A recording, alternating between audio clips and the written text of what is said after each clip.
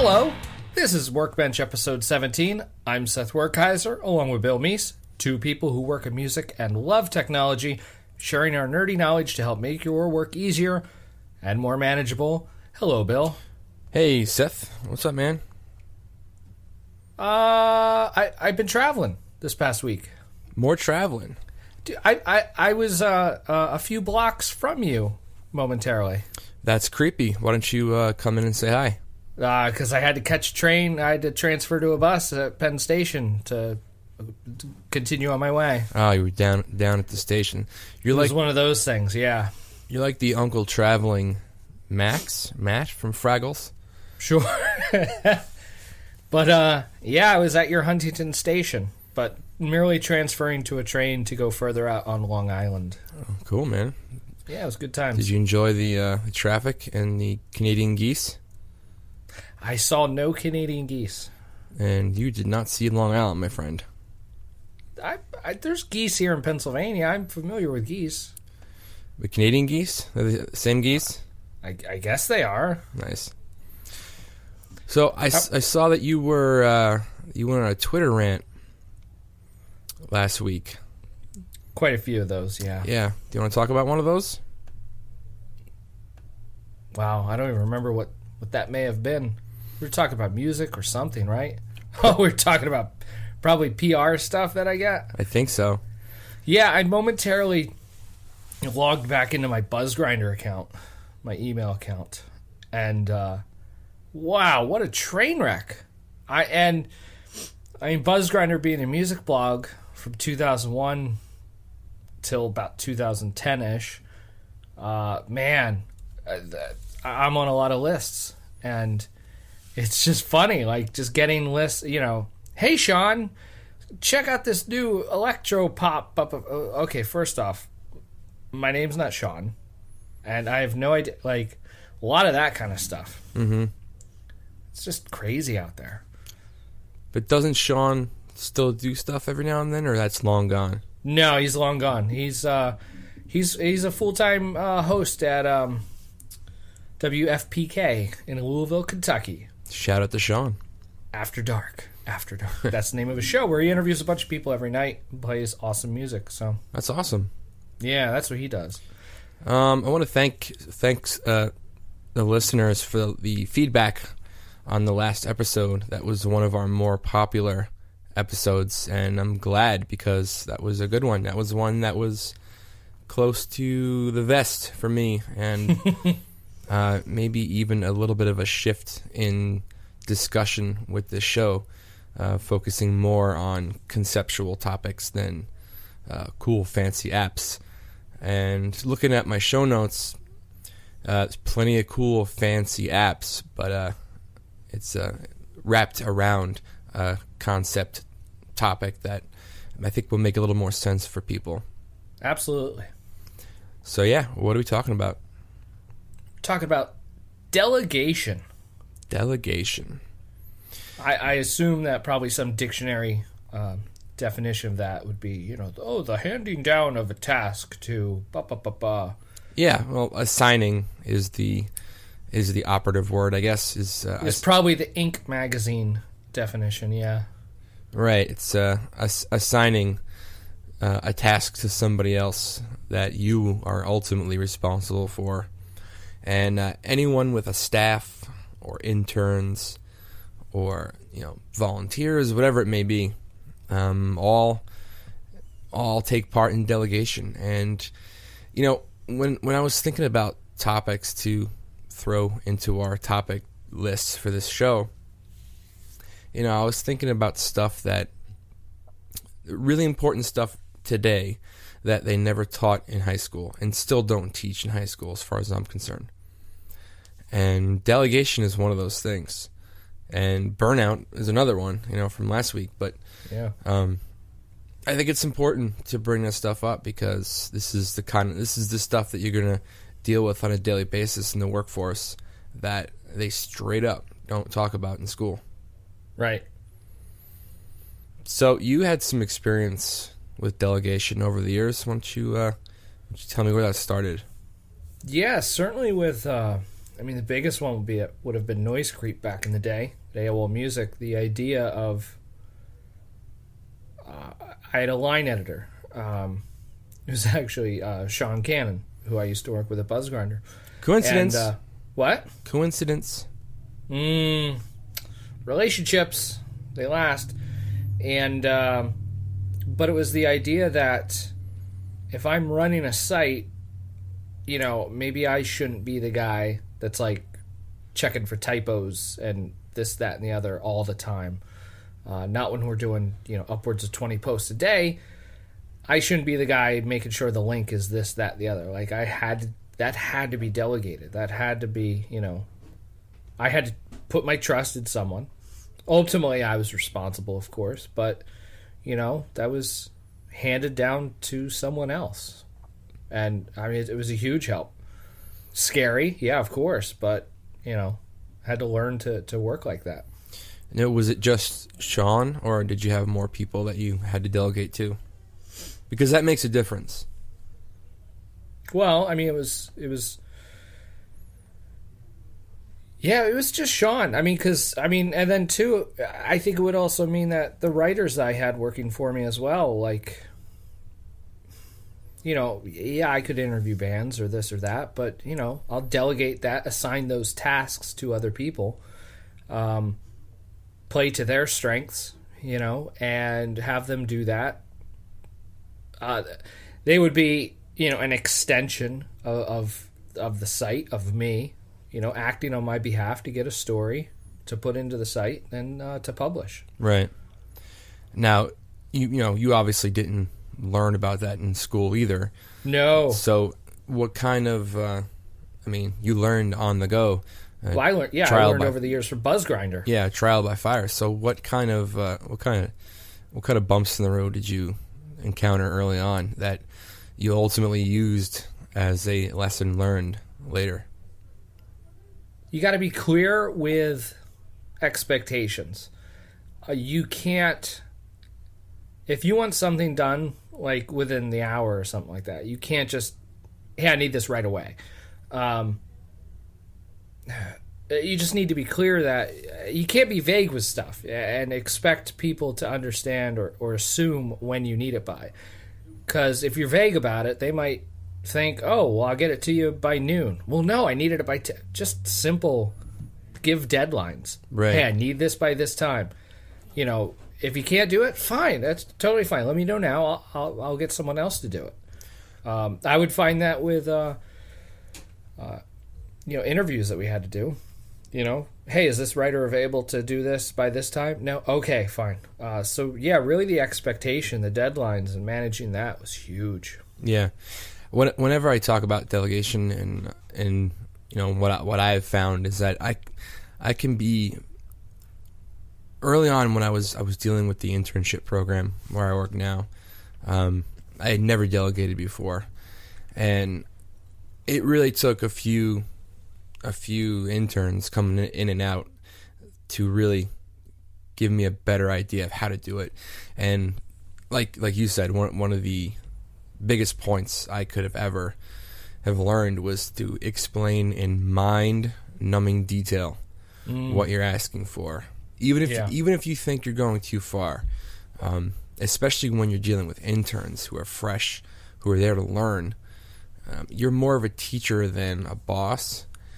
And, you know, going the extra mile in trying to explain them step by step, piece by piece, it might be a little harder for you, but for them, it will, you know, be the difference of them doing it correctly or on time or not. Yeah. Yeah, even file formats. You know, please don't turn this in a Word 97 document. Yeah, that's actually a really good point because I deal with that a lot. Right. And it's my fault for assuming that was given.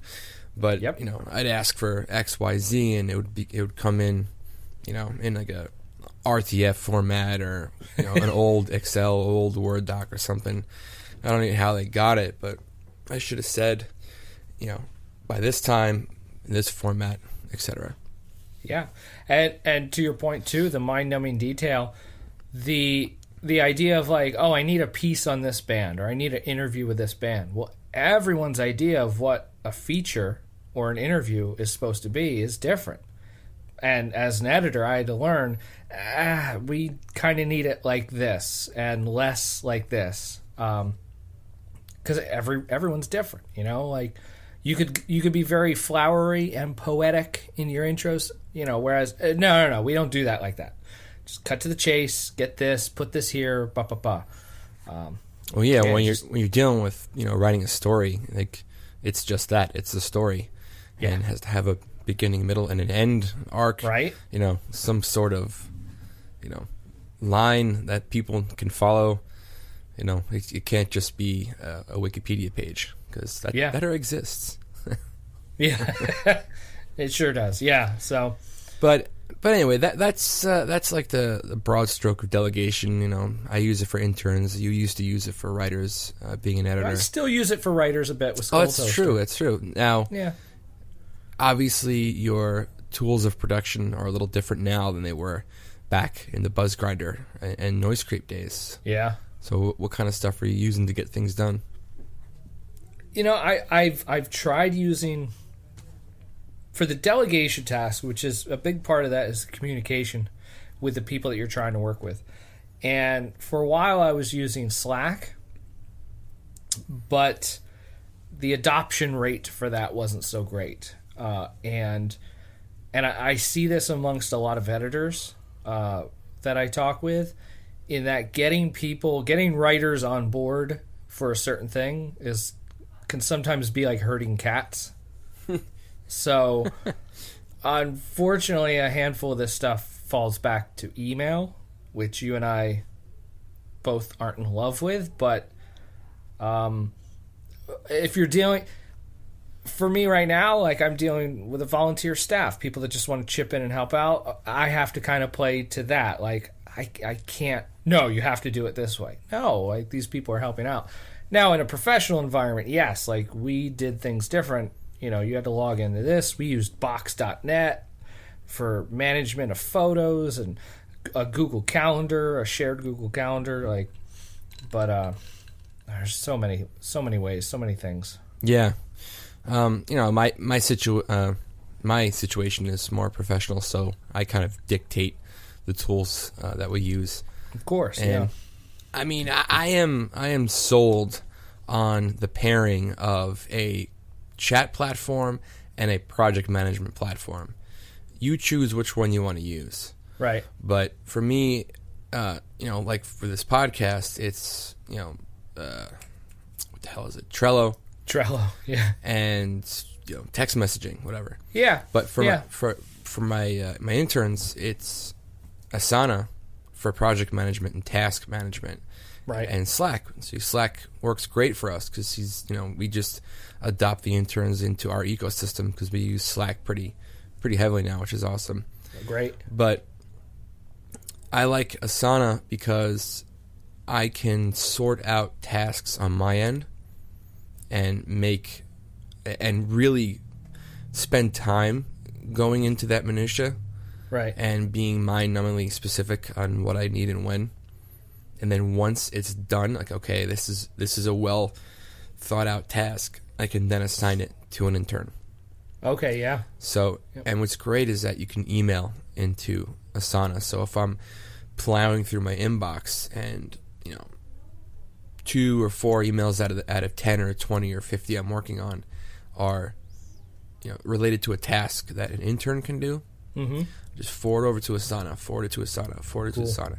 And then later on that day, I go into Asana and there's 10 or 12 tasks that I forward in there, and then I reformat them to look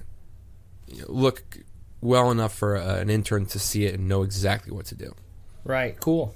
And then the best part about it, and the whole reason why I started using Asana for this, was because once they're done with it, they check it off. I get a notification saying this is done. Because one of the biggest problems I was having with interns for a long time was that I was assigning tasks and, you know, having them work on stuff, and I never knew when stuff was getting done. if you're a manager with a an employee or a team, whatever, you can kind of let that stuff go to a point because you know what they're doing and you see the results. But you don't always see the results with intern work because it's a lot of tedious crap work that you don't want to do. Right. And for you to check on every little thing that you're asking an intern to do is asking you to, do more work than you're trying to take off your plate. Yeah. So with Asana, I get a little notification saying this is done, this is done, this is done, and it doesn't really ruin my day with notifications because it's even if I'm in a workflow, I look over and say, okay, cool, it's done, that's done. Right. Yeah. And yeah, that's been great. Cool. I feel too. I mean, with running things, whether it was Noisecreep, now Skull Toaster, but as a freelancer, like I'm the one being delegated to, and it's kind of neat to see with the years of experience how that works, how that flows. Because there's some that it's all email based, primarily email based, but there's also different tools that we all use to how that works, how we check in, how we stay up to date with stuff. I'm sure you get people wanting to hop on the phone every 10 minutes too sometimes, right? A handful of phone, yeah. But I mean, with that, there's boundary setting with that. As a freelancer, I'm up to my ears and stuff every single day. Hey, can you hop on the phone in the next 5 minutes? No, I can't. So there's boundaries like that to set up, right, and expectations to manage. Love to work in more chat type of stuff, but again, that's for me to it's hard for me to facilitate that up the line, whereas so many people are just email. So you should look into. Have you tried Hipchat? Oh yes, yeah. Because with Hipchat, you can, and I think this is still the case. It's been a while, but in Hipchat, you can send a link out to that's true, yeah, out to other people to join the chat room. Right. Which could save you a few emails for sure. Yeah, Hipchat's great for that. You're right. In that, yeah, it's not like this super thing that they have to install this and that. Send a link. They can just put their name in, and you're away and chatting. Totally. Yeah, definitely. But I think you told me at one point too that this is not just for businessy type of stuff, right?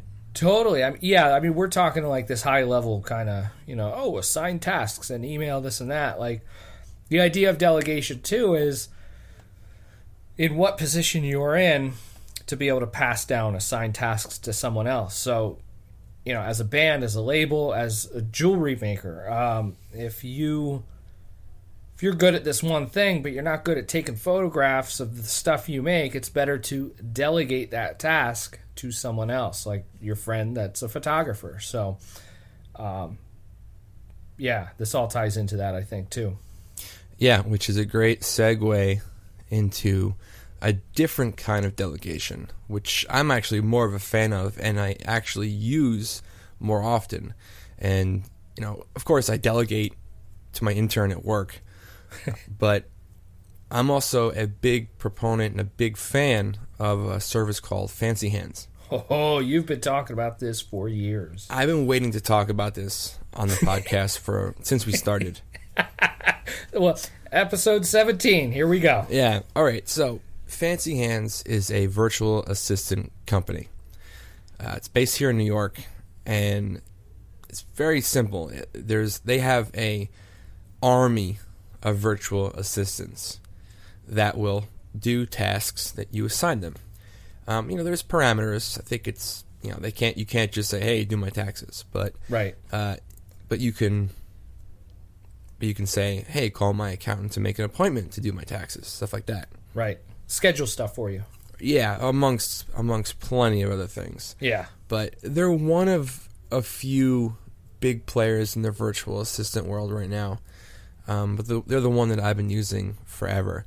And forever. 2 years. Well, internet time, that is forever. Yeah, so. it's like dog years or something. But I think in 2 years, last time I checked, they have made over 750 phone calls for me. Get out. Yeah. They've saved me over $100 just by, them either negotiating or a deal that they might have in place on their end. Like, if you call them up, if you email them and say, hey, find flowers for my mother on Mother's Day, they already have deals in place that are already there just because they're partners with 1-800-Flowers or something. Wow, okay. So you automatically get the 10% or 20%. Sure. Whatever's going on. So it's 750 phone calls. They've sent, a few dozen emails. And I think at this point I've done over 500 requests. Wow. And I'm trying to think of a recent task. Okay, we're having a baby.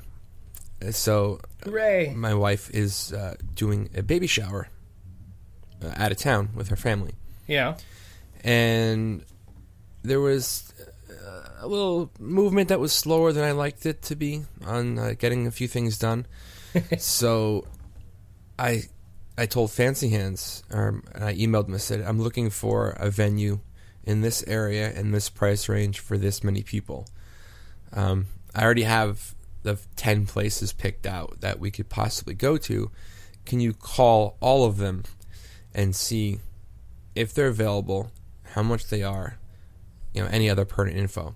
Yeah. And 3 or 4 hours later, I had a giant Word doc of a detailed description of all the breakdowns that I needed. Wow. And I think I sent it to my wife. I'm like, wow. I think I sent it with a mic drop emoji in the email. Yeah. But that's just one example that I've used in the last week, and I honestly use this all month long. I don't know what their plans are right now since I've been with them so long. Yeah. I've been grandfathered into the old plan. Right. But I think there's still 3 tiers. Like, I think for like $15 or $20 a month, you can get 5 tasks. Yeah. And then I think for 40 or 50, maybe 60 now. I don't know. Yeah, we'll put that all in the show notes. Yeah. People can click over and check. You can get 15 tasks, which is what I use. Yep. And then there's a monthly unlimited, which is more expensive. Of course, yeah. And you can pay yearly, too, I think. Yeah, as most things on the internet. Right. Yeah. But, yeah, the idea behind that, too, is how much is your time worth, and is it worth you being in the trenches, making all those phone calls, doing this, that, and the other, when you could be over here doing something else, making better use of your time. Right, and honestly, it's not a matter of, there's really no marketing theory behind this. I just hate doing the stuff that I asked them to do. Well, sure, yeah. And another big one I use for them, and probably one of the biggest, is calling doctor's offices. I cannot stand doing that. Okay. If you work at a doctor's office, please tweet me and let me know that you're one of the good ones. But more people than not, that when I call into a doctor's office, it's so difficult to get something done. Mm-hmm. I don't know what it is, but that's why I have Fancy Hands do it. Yeah, that's great. And it's great. Like, I'll say I need an appointment with so-and-so. Here's when I'm available over the next 2 weeks. They will call, make the appointment, and then add the appointment to your calendar. Wow. Yeah, very cool. Wow. They'll transcribe audio too, won't they? Yeah, here and there. I mean, it's not a lot, but they'll do a little bit. Like, I think it's specifically, they offered that feature specifically for like meeting notes or phone calls or something. Yeah. I mean, I could see doing that too. Like, as a writer, there's a lot of video interviews out there. Mm-hmm. You could probably send a link and be like, I need, from this point to this point transcribed, for a piece. Because as a writer, it takes a long time to transcribe, and if you're in the middle of writing a blog post or something, like, it could be pretty helpful. Mm-hmm. For sure. It's just a couple minutes, like, to keep moving forward. So, but there's so many of these services now. Back when Fancy Hands started, there really wasn't that many. Yeah. But there's another one called Zirtual, which Zirtual. I'm not gonna lie. If I could afford this, I would be using this one. Okay. We'll put it in show notes. Check it out. It's more like with Fancy Hands. When you email them a task, you don't know who's doing that task. They give you their name, and sometimes you'll have to talk to them on the phone. And they're real people, out there doing this stuff. It's all U.S. based, too. All U.S. based, right? Yeah, that's which is big. Yeah. But Zirtual, you get a dedicated assistant. Whoa. Yeah, which is awesome. So if you're a CEO or a manager or VP or an entrepreneur in the startup or, someone where you're just overloaded with work. Yeah. This could really come in handy. See, I think more small businesses will catch on to this at some point and use it as kind of a subsidized workforce. Right. Because if you're a small business and you can't afford to hire a full-time employee, or you can't even afford to hire a part-time employee, you set yourself up with a Zirtual account. Now you have a dedicated assistant. Okay, so they're not doing the same things that an in-house employee would, but they're taking things off of your plate, enabling you to do more. Yep. Where you are. And that's the biggest thing for so much of this, I think, is just to get stuff off your plate, so you could do the stuff that you're good at, that you're that your best use of your skills and your time. So right, and beyond that, there's this is just web-based research, stuff that you can do on the internet. Yeah, but there are other services out there that go beyond that, and one of the up and coming ones is called TaskRabbit. I think I've heard of that. Yeah. Yeah, I've been waiting for it to come out of Long Island because, of course, like most of these things, they start in San Francisco or Denver or the city. Cool places. Yeah. So instead of call my doctor's office, it's more like go and pick up the dry cleaning. Oh wow. Or I just bought an IKEA table online. Go pick it up for me. Oh my goodness. Yeah. I don't know the pricing since it's been a while, but holy crap, if that came to Long Island, I would give them all my money. Especially with a 2-year-old and another kid on the way. Yeah, oh my goodness. Go get diapers. Are you kidding me? Yep. Go get milk. That's insane. Go get ice cream. Exactly. Seth is over. We need pizza. Yeah. But there's another one called Fiverr, which I've heard of them. Yeah. What have you heard about it? I've heard not super things. Really? What have you heard?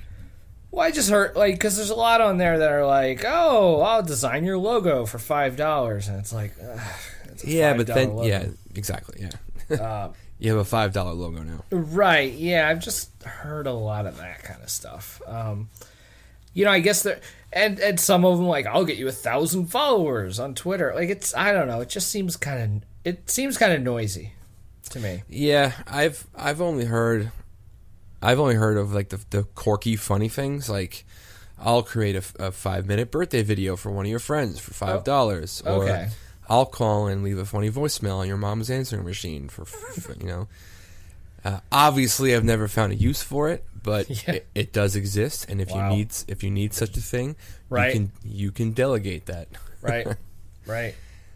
And then there's more technical stuff like the Amazon Mechanical Turk. Have you dealt with that at all? No, I remember looking at it. Stuff like that in Elance, right? Odesk? Yeah, Odesk, Elance. I mean, these are just freelance websites, but delegation nonetheless. So yeah, totally is. We definitely need to put those in the show notes. Yeah, absolutely. Just the big thing about it is, I mean, as a musician, as an artist, as this, that, like, there's just a handful of stuff out there that if you need, you can find someplace online that can probably help you work and manage it. So, and it's not limited to what we just said. There's, Fresh Direct is a great example. Yeah. What's even crazier, if you want to get nuts, have your Fancy Hands assistant place your Fresh Direct orders. Yeah.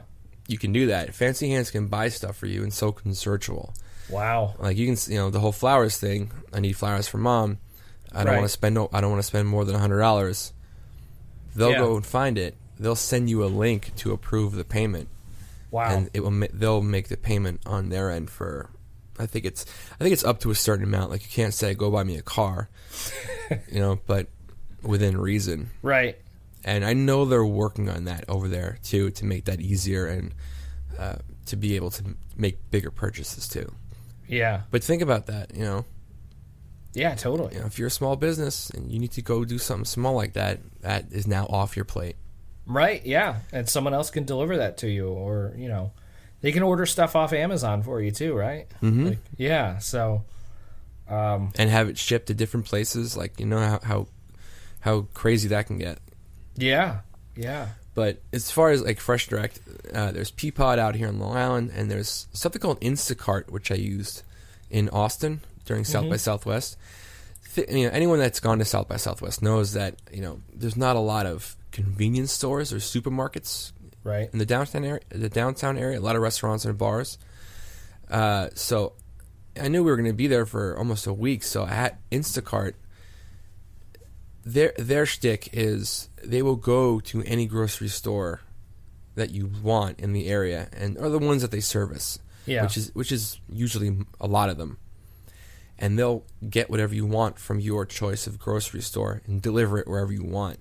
Right. So what I did is I had them go to Whole Foods and get the basics, bananas, water, granola bars, whatever, right. Stuff that I'm used to at home that is now in my room. Right. So instead of having to lug a case of water from CVS, which is like a mile away, when I checked in, it was waiting for me in my room. Oh, that's awesome. Yeah, and it really wasn't that much more. It was, I think, a couple bucks for a delivery charge, tip the guy. Right. At the same time, you didn't have to go and do it. Exactly. It was completely awesome. That's cool. So yeah, I don't want to dig too deep into this because... I want to keep it more of a broad idea that, if you need to delegate stuff. Yeah, I don't care who you are.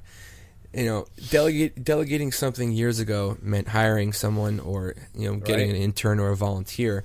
Yeah. Now, delegation can happen on a daily basis, whether you're a CEO of a Fortune 500 company or you're a, soccer mom. Or or you're running a music blog or something. Like, anybody. Yep. So, yeah, check out our show notes. We're gonna have a lot of stuff in there. Yep. There's a lot of articles like 250 things you can delegate today stuff that I found that we'll put in there. Yeah. Dig it. And yeah, so that's our show. And Delegation.